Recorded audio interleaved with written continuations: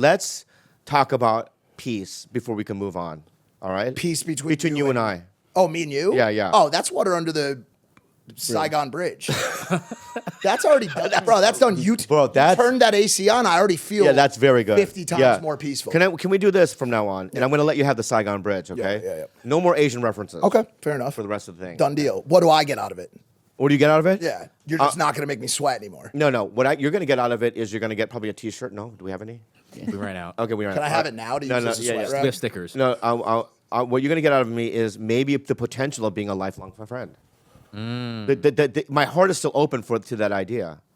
But for right now, we have to take a step back and we have to think about what we're about to say next. Because I don't want it to go to a physical confrontation. I couldn't handle a physical confrontation right now. I feel like I'm in a swimming pool. Okay. This has happened to me. This has happened to me a million times. One last thing I want off my back, right? Yes, sir. And the back of your head looks like shit. And wait, hold on. And that's all. No. Stay here. And that's all. I got that. I got that off my. No, I saw the spot. No. I saw the spot. It looks weak. But my point is that now that I got it off my chest, now we can move on. Okay, Mike. I have to say, I'm just kidding. First of all, this is all for fun. Good times. I love you so much. I will never be. I would love you back on this podcast, to be honest with you. I would love to come back. I love you on a that non-sweaty day. Yeah, and I think that you have a skill set that's shocking to me, to be honest. What aspect? When I first did the impulsive, and I think I've told you this, guys. After that, I thought to myself, that guy Mike really has a skill set that's you felt like a comedian to me. I felt you're good. You don't do stand-up at all, right? I don't. Let me tell you this. Did you see Dune 2? I did. It was What'd one you of the think? Greatest movies I've ever seen. Let's talk about it. Literally 10 out of 10. I want to answer the other question first. No, I don't. Please, you have to allow me to answer something. I don't know. Please, Rob. I don't want to. You have to because it will help cool me. Okay. It will help cool me. Go cool it down. I have a condition. Not to get too dreary and sad on the show today, but my days, my performance, everything that I do in life is dictated by my mental health. Unfortunately, at this juncture in my life. I couldn't hear you. Go ahead. I have an anxiety condition that is instigated and inflamed by my day-to-day life. So if I'm locked in, Mike. I'm listening. Jaime, how are you right now? Good. Confused at Bobby. Bobby, why you laughing? Why'd you laugh there? I didn't laugh. It's your fault. You looked at me, started laughing.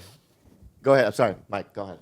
You have an anxiety. Gotcha. You have an anxiety condition instigated by what? Some sort of trauma. Trauma, death, despair, mortality, relationships, all the same things that I think all of us kind of deal with, but some people don't deal with them as well. And like the past week or so has been challenging for me where you're looking at my hand. You don't like this? I'm looking at your eyes. Well, fuck off.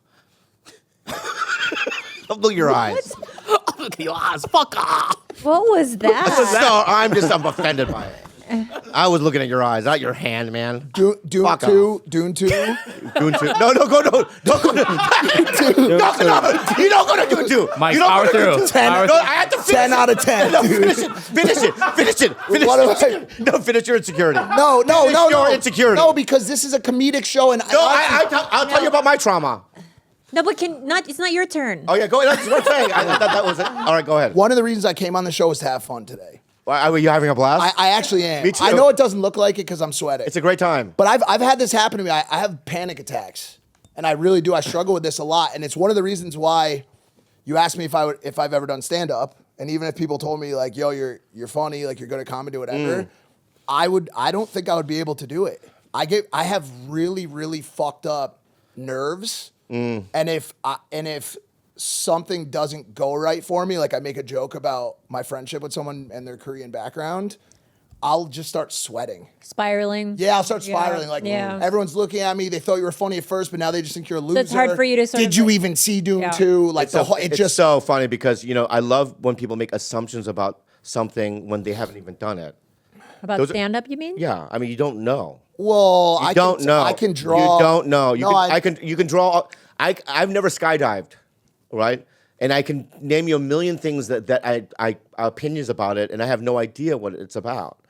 But because I don't want to do it, I'm scared of it.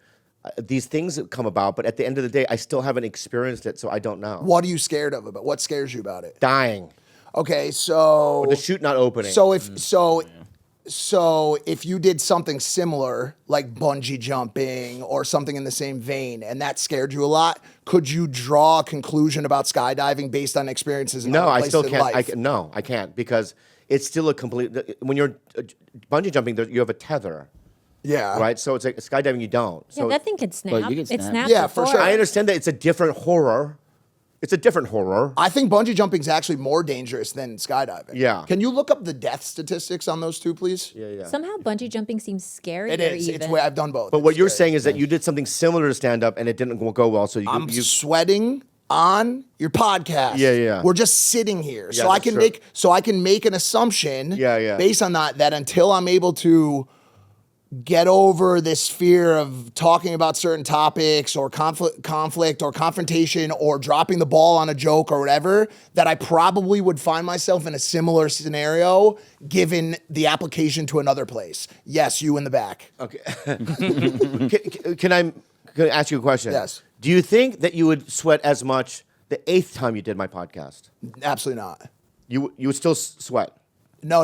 You What wouldn't. The point You'd be you're making right. is So what I'm the saying biggest is thing that I have to remember. Right. in So life, if yes. you did stand up, you would sweat. It would probably be a disaster like it is for everybody. Yep. But the 100th time, I don't think you would sweat as much. So it's just saying exposure therapy. It's exposure That's what it therapy. is, Also, you 100%. because you're scared. You're feared. It's the fear of the unknown. You don't know what's gonna happen. But then once you do it 100 times, you kind of basically know what's gonna happen. Yeah. The worst it can get. And it's not even that bad. What? Yeah. Yeah. You have to get comfortable. How are you doing today? Good, Mike. How are you doing? Pretty good. I mean, I was better before when I was not sweating. Yeah, hi, Matt. Are Do you you in have any Doom questions? too? How do you? What'd you say? You keep mentioning Doom. Are you in Doom too? Do you have a small part? No. I'm not. No, I've seen the movie. It's incredible. But Why did Wait. you ask that? Oh, I'm sorry. No, I'm sorry. Why did you ask that? Because he kept